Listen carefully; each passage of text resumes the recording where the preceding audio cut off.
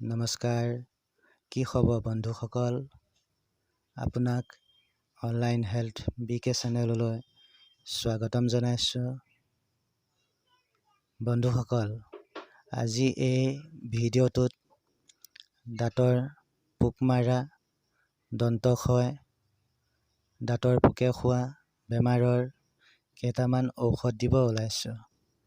ব্যৱহাৰ কৰিব, মোৰ আশা আপুনি সুফল লাভ কৰিব পাৰিব।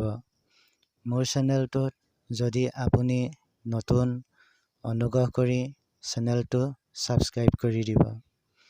সাধাৰণতে দাঁতৰ গুৰি লেতেৰা কৰি ৰাখিলে অপৰিষ্কাৰ হোৱা কাৰণে স্বাভাৱিকতে এই সমস্যা হয়।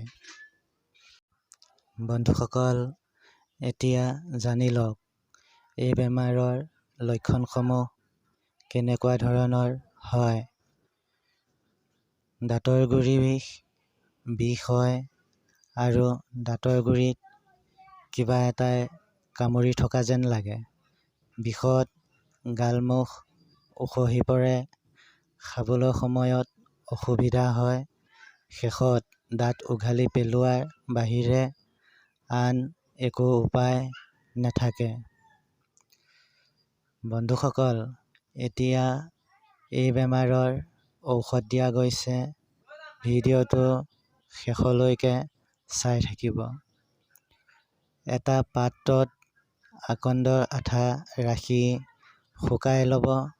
পাছত সামান্য পানী মিহলাই কপাহৰ দি দাঁতৰ গুৰিত অলপ সময় ৰাখিলে দাঁতৰ পোক মৰে আৰু দাঁতৰ বিষ নাইকিয়া হয়। কেঁচা হালধি জুইত পুৰি দাঁত মাজিলে বা দাঁতৰ গুৰিত প্ৰলেপ কৰিলে দাঁতৰ সম্পূৰ্ণ বেমাৰ-আজাৰ নাইকিয়া হয়। বন্ধুসকল, মিঠা বস্তু একেবাৰেই নাখাব।